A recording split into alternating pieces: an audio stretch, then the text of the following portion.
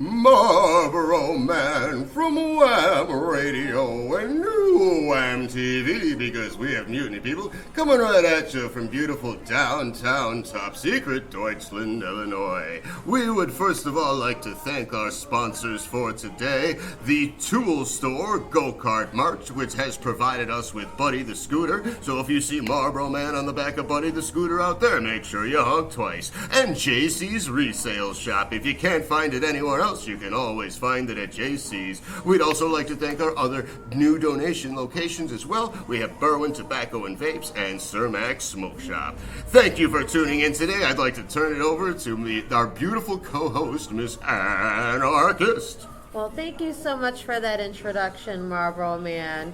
All right, guys. Thanks for tuning in today. We appreciate every one of you. We here at WHAM Radio want to personally thank our viewers and our sponsors for making our show possible. We would also like to shame our owners today. Shame on all of you for conspiring against your fellow brothers and sisters for your own satanic Luciferian agenda. Today's show, we want to reintroduce ourselves and talk to you about who we are and what our mission really is. We want to let you know who we work for and why we do what we do here on the show. We should take time, though, to thank our producers at Top of the Line Productions, Nicholas Metz and Suli Quinones. They work tirelessly every day to produce each and every one of these episodes to get the message across. Marboro Man is technically from Marboro County, Virginia, with an O-U-G-H. That is how I got the name Marboro Man. It stuck with me ever since then. Technically, that is my origin story. And also, from that point on, I've come to Chicago, and I've been in Chicago for about, like 30 years now. Something like that. And I like it here because this is where the people are at, and this is where that we can get the most work done. And I like it up here in the north better, obviously, because the pace of life is so much more quick. We seem to get things done faster, and also we tend to make a little more money. We spend it faster, but we make more too. So I do enjoy being in Chicago. And that's where I currently make my home. That's good. Currently making the home in Chicago, yes. But originally from Marboro County with an O-U-G-H. How about you, Anarchist? Where are you from? Well, I'm from Chicago. I've always lived here my whole life. I've never left my own backyard. But I knew like one day it was my destiny to actually leave my own backyard. I just felt like it had to be the most perfect timing, I guess, in a sense. I've always lived in Chicago when I was a kid, but then as I got older, my family did the whole like white flight, but we're like Hispanics and we're trying to get away from the other Hispanics. So we moved to the suburbs. And I got a lot of, my indoctrination here in the local public school. So it was like any town USA where I got to go to the grade school and the middle school and the high school and the community college. Nice, very nice. In the local area of any town USA suburb. I tried to drop out of high school, but I wanted to go far in life. But unfortunately, they held me back for that couple of years because everyone argued against me. But I can understand from your point. Yeah. that diploma, that piece of paper is supposed to be really important. Supposedly. Unfortunately, everyone that doesn't have it makes more money than those who have it. So kind of weird and interesting on that, too. But I've always liked it here in the suburbs. And I have a daughter. And I wanted to raise her here until I noticed that the suburbs have now become the city. So now I don't think it's a good idea anymore. So this suburb is not the same suburb that I grew up in. Even though I've lived here most of my life, I've watched it change Yeah. and become very corporated. The city has boiled over to these areas. Yeah. Right. Right. Yeah. It has. I would say boiled over, like Dante's Peak, or what was that movie, Volcano, where the volcano was everywhere. It was even under in the subway. Or like a plague. I would say, yeah, plague makes sense. That works too. How long have you been working at Top of the Line Productions? 8 years. We've been working here for 8 long years, and we've come a long way since then, obviously. And in the very beginning, we had to work like 18-hour days. Oh, yeah.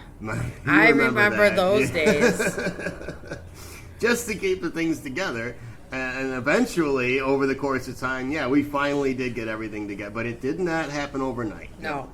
Definitely didn't happen overnight. No, and I think with some people's unrealistic expectations of running their own business and Yes. having their own LLC, they just think that one day you just happen to get a building and you just happen to have all this money to hire all these workers and to do all this stuff. Which is exactly why when people who do have the money to get that stuff right away aren't often successful. They usually fail because of the fact that they didn't work up to it. They didn't work up to They it. just got it and they tried to, throw stuff at a wall to see what sticks. And unfortunately, when you do that, only a couple things stick and you wasted a lot of money. So I've been working at Top of the Line Productions for about 7 years. Correct. Roughly. Yes. That was when Mr. Metz had recruited me and picked me up off the street. And found out you were allergic to mushrooms. I was allergic to mushrooms, but now I'm not. Right. I'm cured of my mushroom allergy completely. I eat them all day, every day. Actually, I like lots of different kinds of mushrooms. The ones that make you have visions, too. Those are fun. I love those. I love those a lot. But yes, I remember coming into the company and working the 18-hour days, only having about 6 hours of sleep. Sometimes even working in rotating shifts. I mean, sometimes that was the only way we can keep things going, was working your maximum and being off the minimum. I can't believe we used to wake up at like 4 or 5 in the morning. Man, how did we even do that? I don't know. Now we were very determined. Now I actually can afford the luxury to wake up at like 9 or 10 in the morning now. Right. I don't even have to wake up that early. And most people are saying, oh, I start my day at 9 or 10. And I'm sitting here like, I'm barely waking up and taking my morning poop at 9 or 10. Right. At Top of the Line Productions. That's the kind of thing you want to earn, yeah. Yeah, and only at Top of the Line Productions where you are able to eat Chinese food in Germany. That's right. Like, that's literally like the best experience I've ever had. I know I never left my own backyard, but anybody who knows me knows that I get to enjoy Chinese food in Germany. That's right. So Marboro Man, what radicalized you? Okay, this is a good one. Make it short and sweet, though. Okay, so the first thing was, I didn't become radicalized right away necessarily. But during the Obama administration, when he became president, and I think it was Mitt Romney. Yeah, that's right. He beat Mitt Binders Romney. full of women guy. Right. Yeah, binders full of women, man. Yeah. So, right, I wanted Mitt, but anyway, Obama won, and,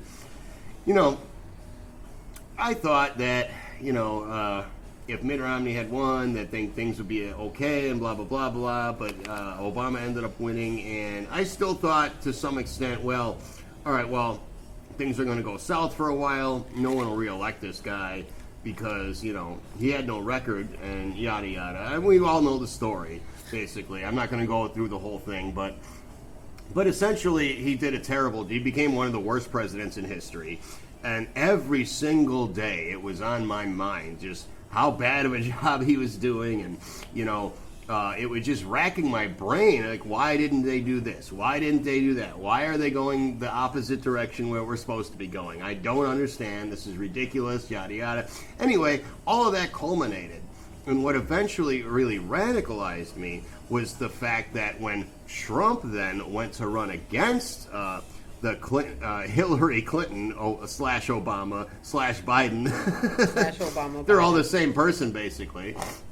That's, the way the Republican Party treated Trump was a proof to me. That proved that we had a one-party system and that even the Republicans didn't care about who was running the country. And that finally did tip me over to realize, I guess, and radicalize me in the realizing the fact that, hey, wait a minute, no matter who's president, no matter who's in charge, we're not going anywhere positive. We're not going to make any progress. These people are trying to hurt us. They're trying to kill us. They're trying to take our jobs and our livelihoods away from us.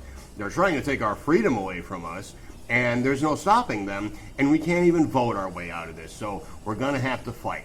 And I think that, in a sense, is too what radicalization is. It's when you finally realize, you can't vote your way out of anything anymore, that the system is deck stacked against you, the system is completely BS, and it's every man for himself. And that's how I feel. I think we're in a situation now, we don't even have a president anymore currently, and it's every man for himself.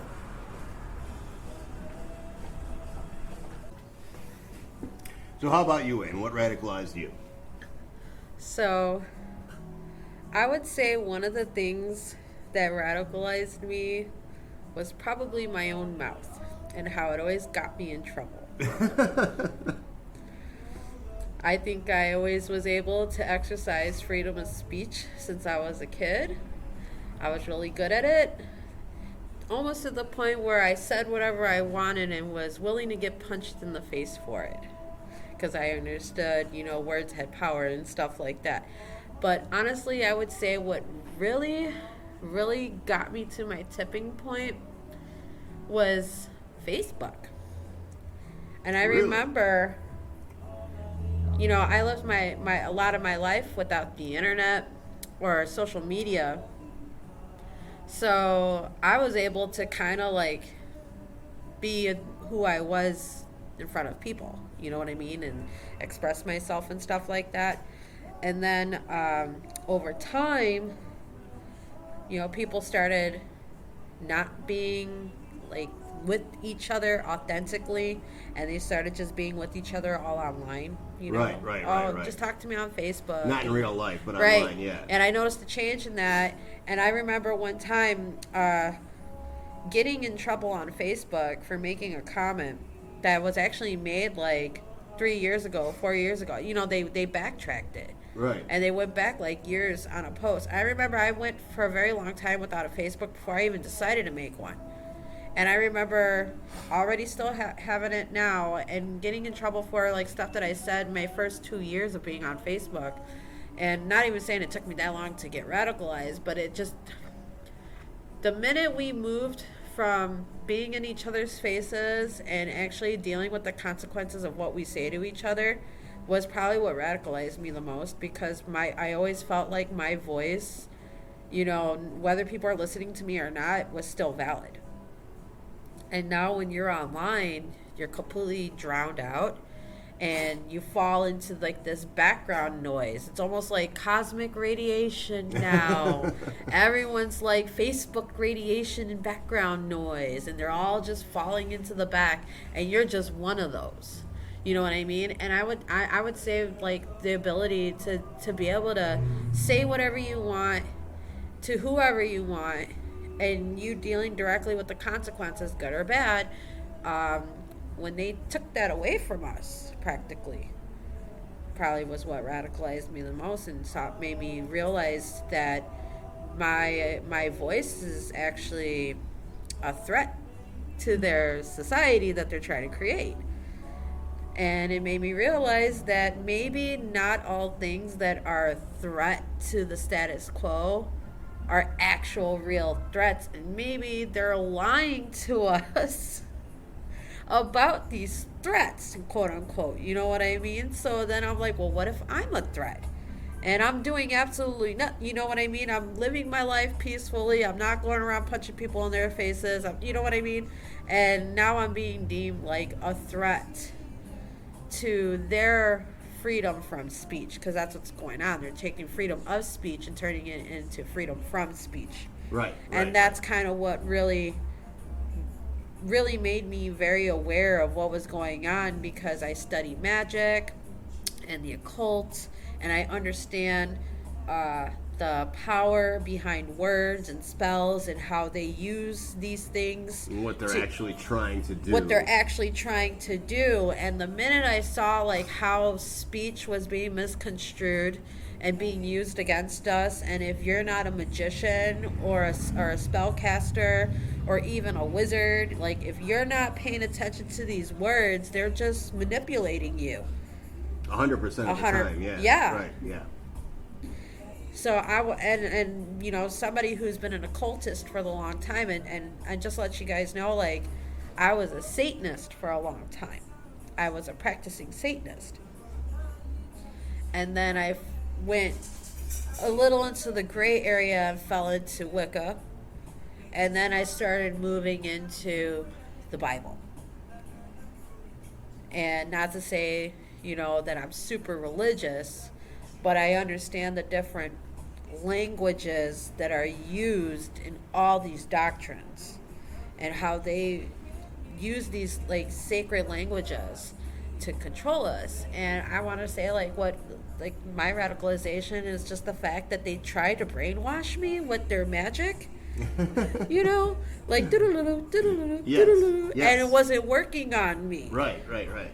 And I'm just fed up with, can you please stop trying to do that to me. stop Yes, doing that yes, to me? Yes. It's not working. Go find another fool that you can fool. Kind of like how for me it was something I just couldn't stop thinking about every single day, like with with the Obama administration. Just, And what people Very don't similar. understand is Why are these decisions happening? repetition is mind control.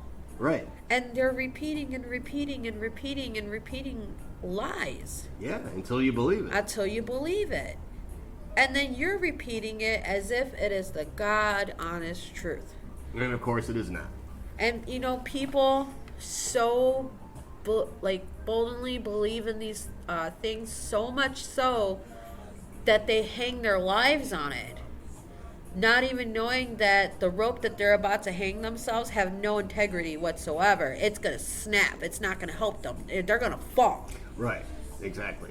Because they don't understand language. Yes. You know, I want to say like the worst thing about the language right now is just the use of the word pronoun.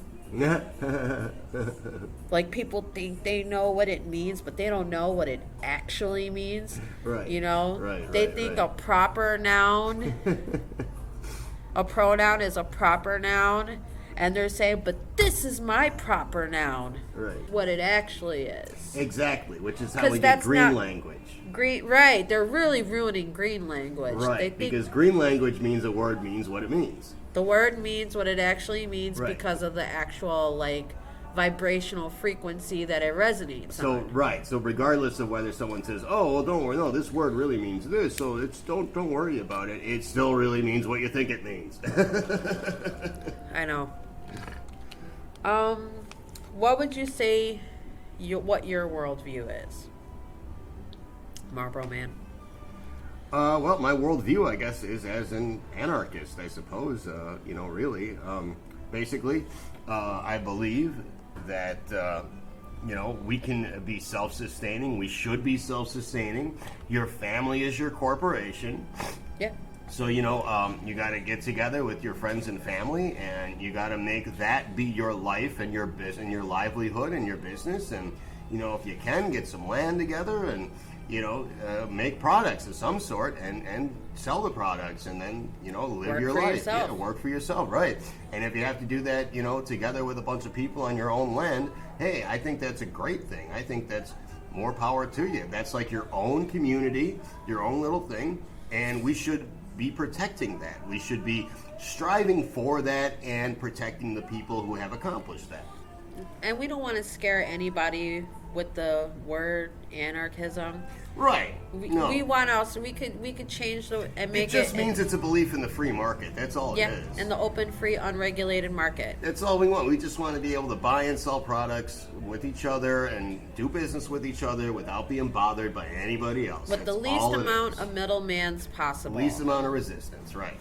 And I would agree, like, that is my worldview. I do believe that we can live in a stateless society, and we're not talking about communism, because a lot of people believe that communism is a stateless society that's supposed to be this perfect utopia, that everyone is equal, and this and that. Well, yeah, we're not anti-government. In a voluntarist society, because you could call it voluntarism if you want. In a voluntarist society, we don't believe that it's a perfect utopia. If anything, we believe in its actual flaws to be as minimal as possible, because now we're not making more of it. Almost like a constant work in progress, which is life anyway. Right. Yeah. So we understand that there's still going to be criminals, that there's still going to be thieves, that there's, the murders, that's always going to be there.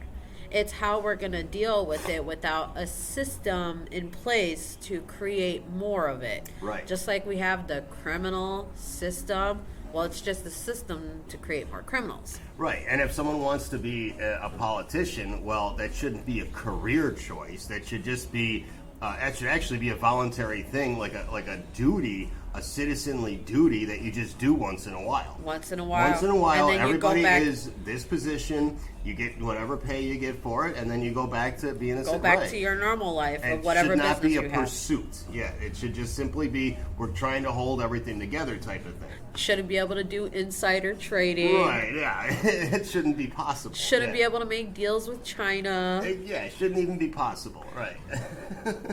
Can't get into bed with the Illuminati. Shouldn't even be possible. Like, it should never be able to happen. Right, exactly. Especially if we're running the free market where your family is your company. Right. Then how are you guys getting into bed with the Chinese? Exactly, yeah. You're just dealing with your family and your local doing people. Everything correctly in the first place. You wouldn't need to worry about any of that other stuff. Or the Illuminati or the pedophile rings. Right, yes. Oh, my God. Do you see companies like ours, like Top of the Line Productions, leading or becoming a leader in nonviolent revolutions? Well, I see us as the wave of the future. I see companies like ours as being the wave of the future. I see a lot of other people doing similar things, combining their regular, whatever their everyday job with charity and nonprofit, and combining those, putting those two things together, and actually making prosperous and progress out of that. That's what I see more and more. I see more and more people going out there working for themselves, doing the side hustles and trying to make a thing of that, and less people going in for, waiting a week or two for a paycheck, that type of thing. No, I can agree with that too, and the way how I see us doing that is people being able to combine their home life with their work life, and owning it, right, and owning it to themselves, and not be terrorized by their local governments, state government, county government, federal government. You should be able to just, associate interactions, transactions, freely. And I do see our company being like a new kind of company that can pave the way for other companies to come follow behind us, because we've seen results. Exactly. And I see that too. And the fact that, we sort of put everything together under one roof and help everybody do everything at the same time, in a way. Yeah. And everyone's comfortable with that. They don't have to necessarily keep up with anything crazy. It's just simply whatever it is you need to do on a daily basis to self-improve. And we do fully believe in people over profit. Yes, exactly. And our profits will show you that we barely have profit, but we still make it as a company, that we take care of our people and our own employees before our profit. And then the people take care of us back. And they take care of us back. Which puts profit at a kind of a secondary position in a way. Yeah. And we provide quality services to all our sponsors and people who usually ask us, for any service, usually, no job too big, no job too small. That's right. I'd rather have a person that lasts forever and a relationship that's good that lasts forever than a profit that lasts a week. Right.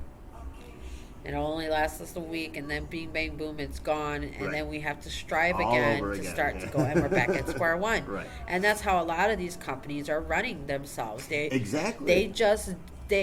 They got to the point where their products have, over time, dwindled down to the bare minimum of what it should be.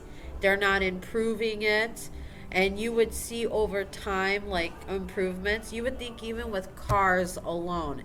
Cars were running the country. They were making the world go around in the Industrial Revolution. Everything was coming out. And you would think over time we would have made better improvements to the car. But instead, they wanted profit. Right. So now we have new cars coming out every single year, instead of every few years, because don't forget, remember back in the day when Fords were coming out, you weren't getting a Model T every year. It was a Model T coming out every 5 years. Right. As a matter of fact, they made the same one for 20 years. For 20 years, right. And, over time, their model got better. It was actually very reliable. Duesenberg, in fact, made all their cars in 1928 and 29, so 1.5 years. And sold them for 10 years. So actually, the year of a Duesenberg is always 1928 or 29, but the year on it is the year it was sold. That's so whatever funny. year, right. So the year that it was sold, but that wasn't the way it was made. Right, That's hilarious. Right. And we want stuff like that. Exactly. Because we know it's going to be reliable. And that's what we're really looking to bring back as this company, is to bring quality back instead of quality and low like garbage. Get rid of this fallacy that you got to break it to you got to build it to break so that you can fix it and then have more job security. That's bullshit. Yeah, that doesn't exist. Building something to break just so you have job security makes absolutely no sense. How about building something that lasts forever and then move on to the next thing that'll last forever? And then you've got two products, and if that lasts forever and no one needs to buy another one, build another thing. That's the way it should be. Speaking of charity, what's your understanding of charity? My understanding of charity? I guess give what you can. I mean, like I was just talking about today, as a matter of fact, the people who have the least give the most, and the people who have the most give the least, and it's always going to be that way. And it's always going to be like an 80-20 deal. Exactly. So when it comes to charity, you just do whatever you can do to try to help your fellow man. I think that's my basic idea of charity, is whatever I can afford to do to help somebody given the time frame I have. I feel the same ways. Usually if I have it right that second, I usually give it, and I don't pick and choose who I help. If I can do it, I can do it. And if I can, I can. I think I have healthy boundaries when it comes to helping people. Like, I could tell if I could really help them or not. And sometimes, I'm not going to lie, there's been times where I've really been taken advantage of. But at the same time, I leave everything in the hands of the universe, and the universe will deal with it. Because at the same time, I did what I was supposed to do. I did my job. And I'm going to, at the end of the day, when I go to the great, when they have the final judgment and, God asks me, what did I do? I'll say, I did do what I was supposed to do. That person, they're not going to have any excuse. Well, why'd you take advantage of her? Right. She was doing her job. Why'd you do it? Yeah. And so that's why I don't really worry about it. I usually don't worry about it. A lot of people want to get upset when they have things stolen from them and stuff, and it's not to say, oh, I'm okay with stealing. I also understand that there are forces in the universe that divvy out consequences worse than what I can do. Right, exactly. I agree so with that too. I let it deal with it on itself. I'd rather not accumulate the bad karma. Right. So I rather accumulate good karma for the things that I did do. It does seem like karma tends to even everything out in the end. It usually does. Yes. From what I've experienced personally myself, and I've even tested this theory multiple times. I'm, like I said, I'm an occultist, and a spiritualist. So I do understand how the mechanics of the universe works. Right. And I know how to get what I need, not what I want, because usually I don't ask for anything for myself. I just ask for what we need.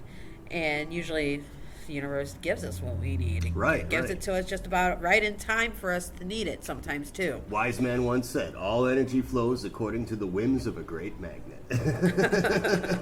That's true. So Marboro man, what is your opinion right now on world events? Like, my opinion on world events. First of all, the thing going on with the Russia and Ukraine. I saw the other day this Kaczynski guy, the president of Ukraine, supposedly. Which, Zelensky? Zelensky, yeah, which we all know he's an actor. You said Kaczynski like Oh, yeah. Whoops. Ted. You're right. Well, anyway, so Zelensky, apparently he's a gay actor from Ukraine, comedy actor. A gay comedic Gay actor. comedic actor, right. And they put him in the position of president so they could, he's a talking puppet so they could tell him what to do. And he's proving that right now because his people supposedly, and we really don't know what's going on over there. We don't know because we're not there. We just know what pictures we see on TV or what they try to tell us, which is probably all wrong. But, supposedly his people are fighting for their lives and for their freedom against, supposedly Russians who are trying to take over their land. And this Zelensky guy isn't doing much of anything other than continuing to go on TV and do And like ask for glamour money. shots and ask for money and look all nice and happy. And he's there with his wife, I guess. He's gay, but he's got a wife. So You know what always makes me laugh about him Right. is the fact that he's always wearing the same army pants and army shirt. Oh yeah, right. Every day, it's the same uniform. All of a sudden, we're going into military mode. Military mode. Give me the green shirt. Give me everything olive colored. Yeah, now right, I need to wear my costume. And he's like Al Gore, like from South Park. Shh.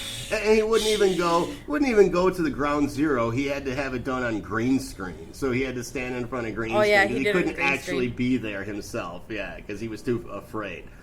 And what kind of a person? How is that the leader of a country that's supposed to be fighting for its freedom right now? It's my opinion that he's not acting like somebody who's even trying. First of all, and then secondly, you got Putin and Biden, and they seem to be all buddy, chummy, and it's pretty. It's pretty much something that like appears as though they've already got it planned out once again, and they're just gonna let something happen that's going to change the total, change the way of the world. That's what The world order. They're trying to change it up and do something that's gonna, give us some kind of a message, and it's ridiculous. I do not have much faith in the leaders out there, but I do have faith in the people. So I have seen that more and more it's the people that are standing up, fighting, and getting the numbers together and all that stuff. Actually doing something, yeah. And they don't like it, but they definitely don't like it. The organizer of the Freedom Convoy is still in jail, and he has no bail set. None. And neither does she either. And that's ridiculous because they didn't do anything wrong. All they did was, organize legal protests. So, again, constitutionally protected. Right. First Amendment. Right. Or And their Constitution. And here They're in the Canadian. U.S., they're continuously trying to destroy our Constitution and act like it doesn't exist. That one, yeah. Yeah. Yeah, it doesn't exist. So my worldview, or my opinion on world events, obviously, I'm going to go off the deep end. We live in a world that's ran by Lucifer. It's all been manipulated since the beginning. This is Satan's world, yeah. This is Satan's world. Nothing is really what it says it is. Everything is backwards, upside down, and inside out. And opposite, yeah. And opposite. So, when you look outside and you see streets laid out, buildings, cars driving by, people walking, a lot of people would believe and understand this to be order. But in nature and the way how things are actually supposed to be, according to the universal laws, that's actually chaos. When you look out the window and you see these roads and cars and all this stuff, this is all chaos to nature. And when they talk about that we could never have anarchy because anarchy is chaos. Oh, it is chaos. I agree. It's chaos to our owners. Because they can't control us. Right. Because we would have all the power. And control. They would be out of control. It wouldn't be if chaotic anything, for us, yeah. They would become like warlords. Right. Instant warlords because of how much control they would lose. Right. Or like gigantic babies with nuclear bombs attached to them because they're that mad that they're willing to, like, kill us all. Sure, yeah. Which is why, like, my main opinion on world events is that it's all manipulated. It's a world stage. Everything is planned. Everything is scripted. I have to agree.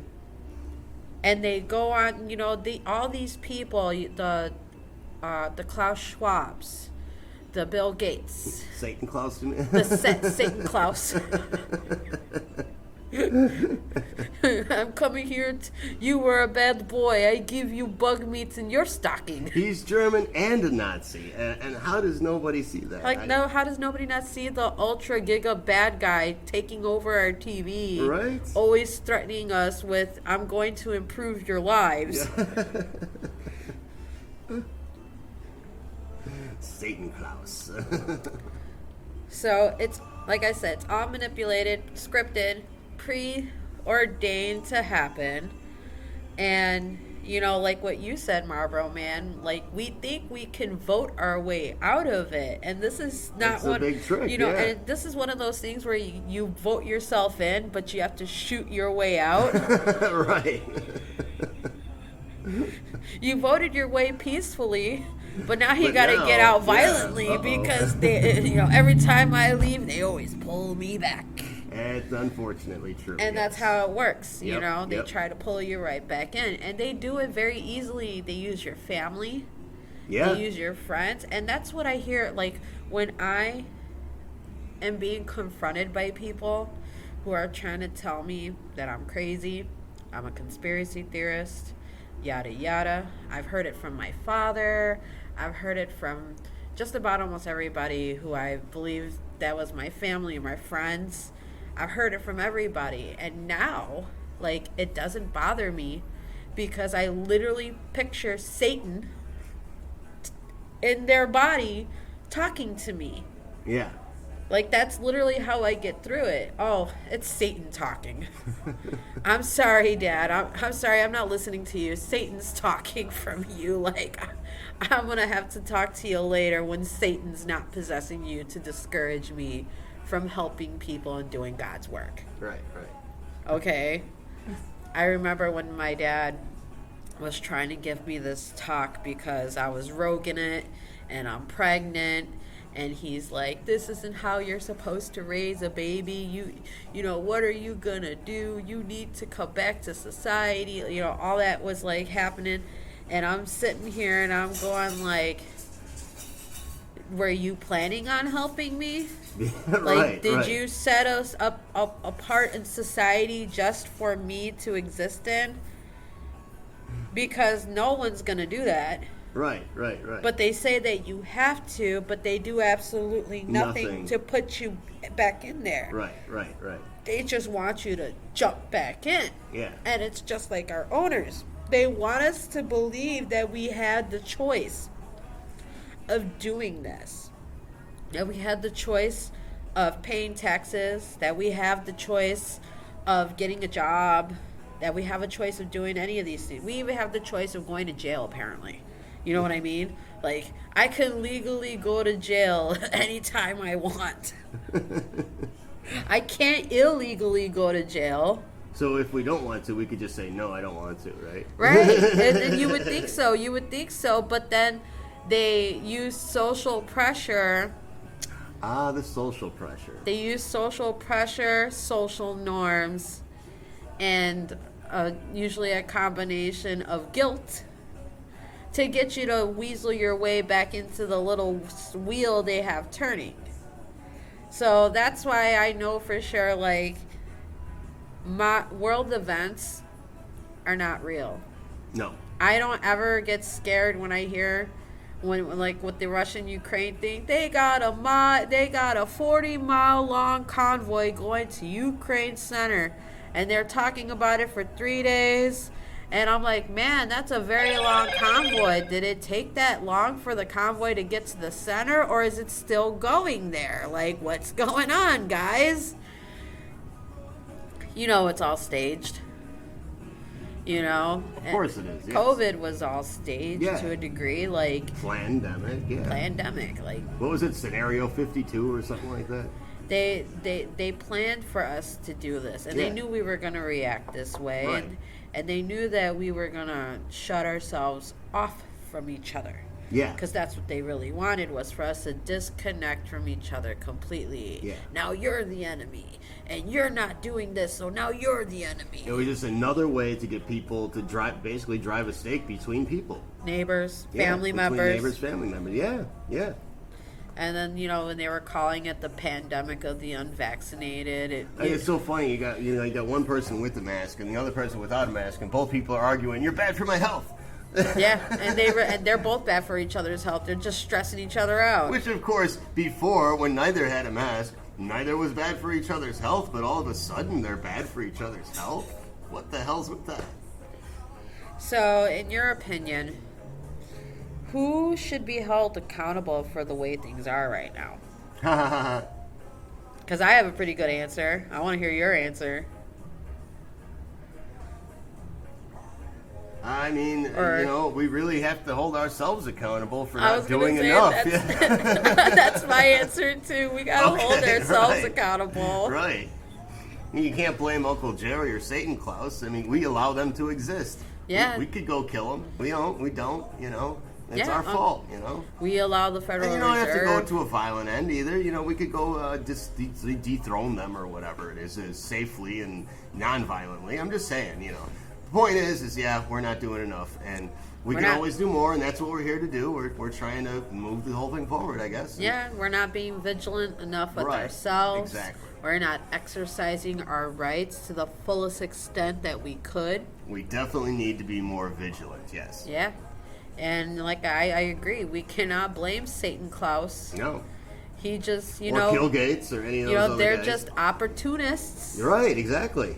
Who looked at an opportunity and took advantage of it, and we normalized it. That's what they say, when the streets run red with blood, that's when you make money, money, money. And, they make money off of war. They want us to go to war with each other and with other countries so that they can make money off of it. Yeah. Well, at least we knocked out that question out with one stone, both of us, because we both agree. I was like, that's a really good answer. I was hoping somebody would say Satan Claus, but no, we know the truth. That's right. This one I was going to answer personally. Why do I call them our owners? Oh, okay, go ahead. Yeah, field that one. So the reason why I like to call them our owners, it's because of George Carlin. Because he says it in one of his bits. He's like, they don't have kings and queens and stuff anymore. Like, you just got owners. Right. The way he says it. And we do. We have corporate owners, and then we have spiritual owners. Yes. Who own the corporate owners. Right. Yeah. And the spiritual owners are usually who I'm really referring to. I could sit there and talk about the Bill Gateses and all the other evil people who are demonically possessed by spiritual beings, but at the end of the day, it's the fallen ones who are using them as tools of destruction against us. Right. So those are our real owners. They're the ones who really, really run the show. They're the ones giving these ideas to these people. People with really crazy hats and masks. Usually. Right. Sometimes they have blue hair. And blue hair, right. And they're very angry. Yeah. Yeah. And a lot of that too is And we don't see them ever. It's and always it's a lot of the corporate unchecked one, yeah. anger too. It's Yeah. a lot of unchecked psychological anger that was never dealt with, like things that probably happened to them as kids, and it's just unchecked completely, and now it's run rampant. Well, we know they were all and it's molested. part of their personality. Yeah, of course, because they were raised that way. They were raised in molestation satanic and pedophiles. to molest other people. Yeah. Yep. And their brains Terrible. are broken. And they're broken, yeah. And at the end of the day, we should kind of feel sorry for these evil people, because they're living, even though they live their lives in luxury, they live their lives separate from God. And that's got to be a lot of pain and suffering for them in the inside. And they live in fear, too. Well, yeah, they're going to be scared that 7.5 billion people on the planet want to kill them. Yeah. They should be scared. Or the guy that directly owns them. Or the guy who directly owns them. Like, you ever wonder who they're scared of the most? Are they scared of the evil Good demonic? question, yeah. Is it the Beelzebubs and the Bales that are scaring them, or is it like the local neighbors that are scaring them? Right. Who scares them Like more? in the Purge, like the Purge series, where it's Yeah. like, oh, it's Normal Town, USA. Everybody's got a nice white picket fence, and now all their windows are shuttered and stuff like that. Like, it could be the Joneses next door. They might come for us. All of a sudden, I yeah. took his lawnmower. I never gave it back. He's going to kill me now. He's gonna come kill me and purge me He's going to purge me. for the lawnmower. I should just go leave it outside. Bert, you should go leave it outside. Maybe he'll come take it and he'll won't purge us.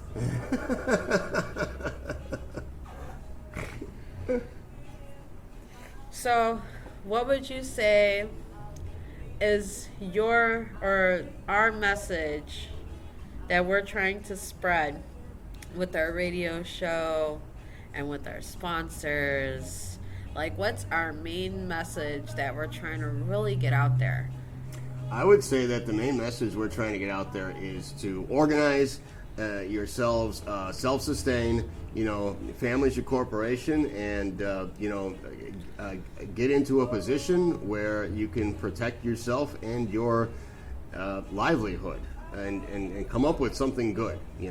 Like come up with something together that, you and a group of people can do that is successful, and, do it in a place and protect that place.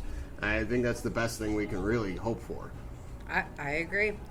And repeat. And that And process wash, and rinse, repeat. repeat. Wash, rinse, repeat, right. Yeah, I agree too. I think, the message that I like to get out there is the same thing, get together with people who are very like-minded, who all agree to disagree. And that's probably part of what radicalized me too, was the fact that I just couldn't disagree and walk away. People just had to come persecute me, for disagreeing. Right. Like, this isn't America. What is this? England? Like, Don't waste time with them. Go with the like-minded one. right. So I like how you put that. yeah, find other like-minded individuals, have open discussions, have open forums where other people could come in and join the discussion. No more secret backdoor meetings. We don't need any of those. And be able to just freely interact and transact. Like, I've always believed that the founding fathers of our country really wanted to use the free market to direct the country. I don't think they really intended for the three different offices in government to truly direct all the people of the United States. I think it was supposed to have a basic function of doing, providing for the common welfare and the defense of the country. But I think everything else that came with it, the main thing that should have drove the direction of the country should have been the free market. Yes, agreed. Yeah. And that needs to take place somehow. So Somehow, that's my message to yeah. everybody, that the free market Right. is where we can finally agree to disagree. We all have to work together We to all have restore the free market. To restore the free market, where people are able to negotiate their wages and negotiate their labor, negotiate their terms and services with each other directly. Yes. And negotiate being the operative word there. Yeah. Because that is what's going to really get anybody ahead in life. If you know how to negotiate, you will go far. And everyone needs to do that. Because if everyone is doing it, then we're really going to have some, determination. And we're really going to have some progress. and be vigilant. You need to be vigilant with yourself and with others. You have to learn to take responsibility for yourself in your own life. You know, nobody has a higher authority over your life than you. And that's when you really have to assume self-ownership and responsibility and self-responsibility. And I think that's where a lot of people fall, is once they go to college and they got to go out into the real world, the minute they realize that they really have to own up to themselves is when they really fall into the whole idea that government is supposed to own up to themselves, like to own up to them. Right. You know what I mean? Like, well, the government's going to take care of me now that I'm an adult and I vote. And because I vote and participate in government, it's the government's job to take care of me. And it's not my job to take care of myself. It's only my job to meet my needs, and that's it. Exactly. And they seem to lose focus on the fact that they are in control of their lives, and they have every right to be in control of their lives. And if people who are in control of their lives are a threat to people who are not in control of their lives, usually a politician. Right. Usually a politician, because they're never in control. Yeah. They're always out of control. Right. These politicians are always out of control. They can say whatever they want. They can do whatever they want, and they can get away with it. And if we acted the same way to our neighbors, we would never have been able to get away with it. It would start a fight, and then it would be like, like him versus her, and then it'll just go back and forth for like forever. Until one guy shoots the other guy in the head. Yep. Yeah. Like what happened across the street the other day. Yeah. Yeah. Not very neighborly. No. Yeah. What happened yesterday with the guy? He shot his neighbor in the head, and he's like, "Well, I'm gonna get in my friend's car now," and the friend's driving off, having no idea he killed his friend or neighbor. God, yeah. So he's like, "Oh, we're going for a ride. We'll go see you later." And then he gets pulled over, and he's like, "Why are like 50 cops pulling me over?" And they're like, "Well, your buddy in the back just murdered his neighbor." What did you do? And the neighbor, he could have been saved if he had a gun. Yeah, right. But we are in Chicago. Yes, exactly. Well, we're only allowed to use Civil War pistols here.